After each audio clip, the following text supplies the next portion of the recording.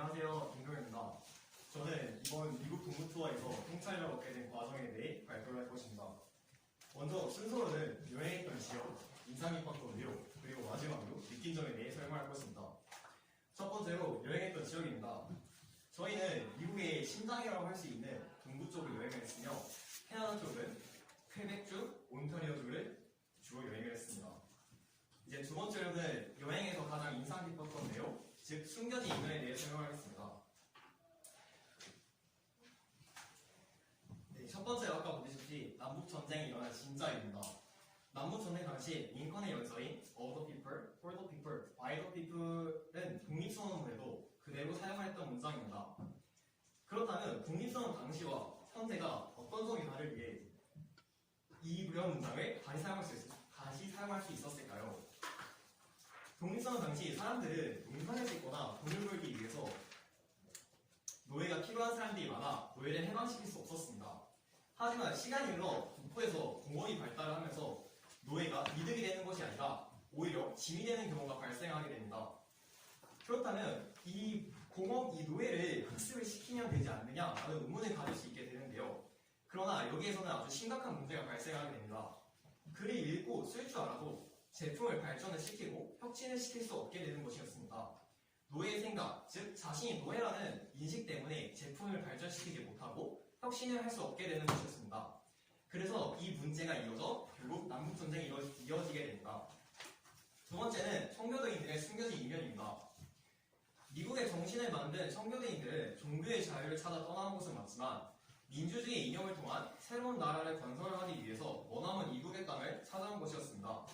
그 당시 청교도인들은 미국으로 넘어왔을 당시 세계의 흐름을 바꾸는 혁명인 프랑스 혁명이 일어나게 되면서 청교도인들은 민주주의가 실제로 가능할 수 있다라는 가능성을 보게 됩니다. 그래서 청교도인들은 민주주의 국가를 건설하기 위한 위대한 꿈을 가지고 미국으로 넘어오게 됩니다. 이처럼 미국의 이민자들의 생각에는 민주주의 사상이 싹트기 시작하면서 최초의 자유민주주의 국가가 탄생하는 신호탄을 울리게 됩니다. 이처럼 저는 이것을 보면서 모든 사실에는 숨겨진 이면이 있다는 사실을 알았습니다.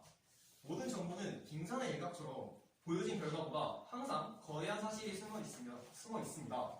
그래서 저는 항상 정보를 받아들일 때 이것의 원인이 무엇인지 의심을 하면서 질문하는 습관을 가져야겠다고 생각했습니다. 마지막으로 자본주의와 사회주의의 차이점에 대해서 저의 개인적인 생각에 대해 설명을 하겠습니다.